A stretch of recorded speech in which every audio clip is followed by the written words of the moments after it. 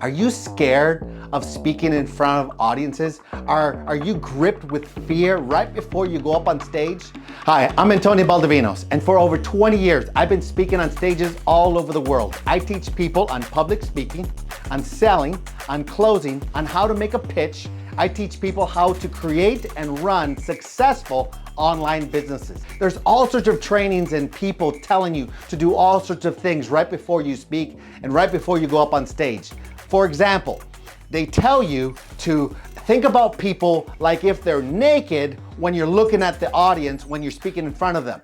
I'm telling you, that is crazy. Or they tell you to think about, to look at their foreheads or on top of their head, look in the top of their heads when you're speaking to the audiences. Both those two things, all those other things are just ludicrous. They're dumb. You don't want to be thinking about what people look like naked when you're speaking in front of the audiences. That won't help you at all. Today, I'm going to help you to become super confident. I'm going to teach you 6 rules for being super confident right before you speak. Let's get right into the content. Now, when it comes to speaking, they say that one of the greatest things that we're gripped with fear is public speaking, of standing in front of a stage. In fact, people are more afraid of speaking in front of an audience than they are of death itself. So that's a crazy thought that people are so gripped with that much fear right before they're speaking. And the thing is, I personally have been gripped in fear and nervousness when I first started. So when I first started, I remember the first time that I spoke in front of an audience, I had to change my shirt 3 times, and there was only like 30 people in front of the stage that I was going to speak on that day.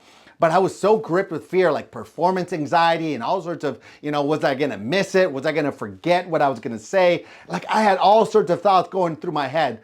What was I going to say first? What was I going to say second? How was I going to close it? Like I didn't even know how to structure anything. So I had to change my shirt 3 times, and eventually I went for a black shirt, just like I'm wearing today, because then you couldn't see all my sweat lines all over the place. So that's how I figured it out. But I want to tell you how that you can become super confident, because that's the goal. You want to get up on stage and be super confident that you're going to remember what you're going to say, that you're going to help people, that you're going to impact people, that you're not going to look stupid. That's really what we're afraid of. We don't want to look stupid in front of people. So I want to help you. I want to give you 6 rules to help you become super confident the next time you speak. The first thing that you want to have, that you want to know, is you want to know your audience. That's the first thing that you want to know. Why? If you know your audience, you want to know, who are they? What's their demographic? Are they young? Are they old? How much information about the topic that you're speaking about do they know? Because that's going to help you to know the type of language that you should actually be delivering. For example, I used to work for a financial firm, and one of the things that we were going to do is we were going to speak create a seminar at that church for the financial advising group that I worked for. And so I was going to do 2 services of the Sunday morning service, and I was going to announce about the seminar that we're going to be hosting at their church, given the church and the board gave permission for it. So the first service, I had to find out who my audience was. The first service were elderly people. They were 50 plus in age. The second service that was at 10 o'clock, they were people who were, anywhere from 18 to 40, 50 years old. So I had to know who my audience was, because the first service, I kind of, I didn't move around much. So my delivery changed, my stories changed. So I needed to know who my audience was. So in the second service, I made more jokes. I walked around the stage more. I engaged the audience more. I was a little bit louder. So all that is really important to know. Who is my audience and how can I deliver? What type of content can I create? What type of content would be great for them? So you need to know your audience really well, as much as you possibly can. The second thing that you want to know, that you want to have, is you want to prepare an attention grabber. So if you want to get up on that stage and you don't want to be nervous, then you want to start out right. In fact, I want to recommend to you 2 things. When you want to start, the first thing you want to have is you want to have a story. And the second thing you want to know is you want to know that story. So you know the exact words on how to start. That's going to be really, really helpful. So, and you want to have an attention grabber. So you're there to grab their attention right off the bat. Don't waste it with niceties. Don't waste it with, how's the weather and all that stuff. Don't do that. Grab their attention. Be a thermostat, not a thermometer. Be a thermostat, not a thermometer. What does that mean? So go in and engage them with high level, high energy. Don't be boring. Grab their attention, and you do it through story. And it doesn't have to be hyped up or extremely loud. It just has to be grabbing their attention. So the number 2 thing that you want to be super confident is have an attention grabber. Decide the structure. You want to create content. You want to create a guide. You're going from one point to the next point. So where do you want to, what do you want them to feel by the time you're done talking? Where do you want them to go? What's the call to action going to be? What are the steps or the actions you want them to take? So it should all be building to a point. Okay, so what is that point? What is that bottom line? So you want to give a guide. You want to go a direction. So if you actually can have a structure, a system, craft a message to a certain direction, you're going to be super confident because you're going to know where you're going to take your audience. Okay, so the next thing that we want to be super confident is we want to embed stories. We want to embed stories in our opener, in our main point of content, in our call to action. So really, really important, embed stories. Why? Stories are the life of every message, of every talk. It's where you can engage your heart to your talk. It's also where your audience is going to engage with your talk. And they're also going to engage with you because of stories. Stories are the power. Stories are what's going to be remembered. So you want to share a story and make a point. Share a story and make a point. Make a point, tell a story. It's all about the story.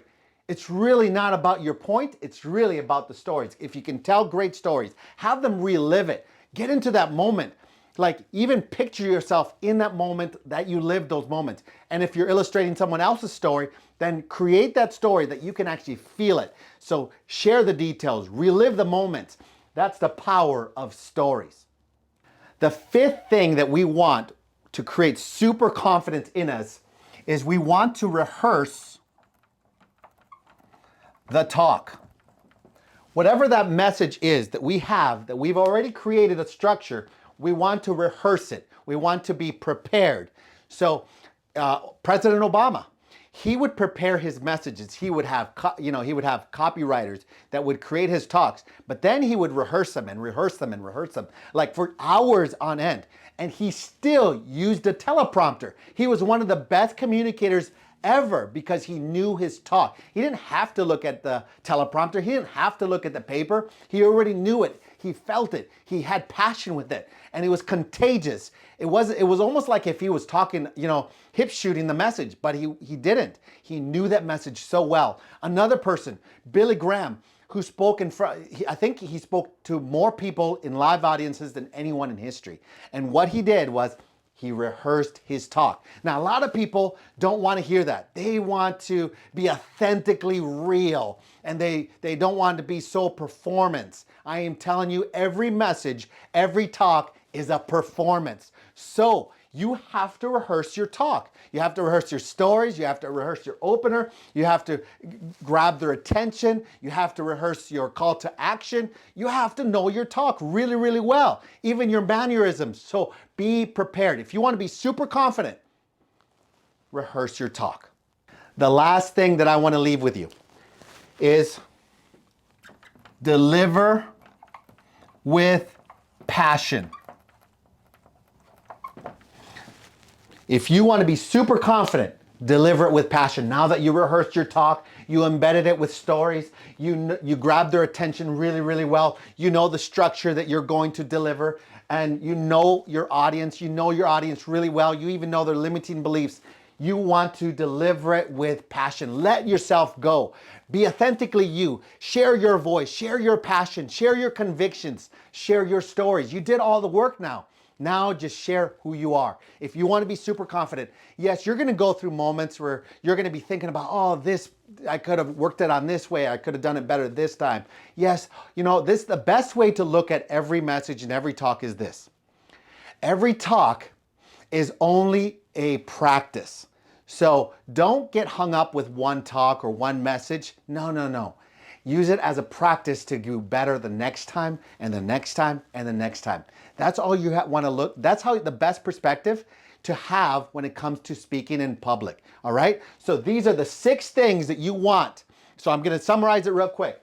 Know your audience, know who they are. Number 2, prepare an attention grabber. Don't hope for it, take it. Number 3, decide on the structure in the guide you want to deliver. Number 4, embed it with stories. That's the lifeline. Number 5, rehearse your talk. Know it really well. And number 6, deliver it with passion. Be authentically you.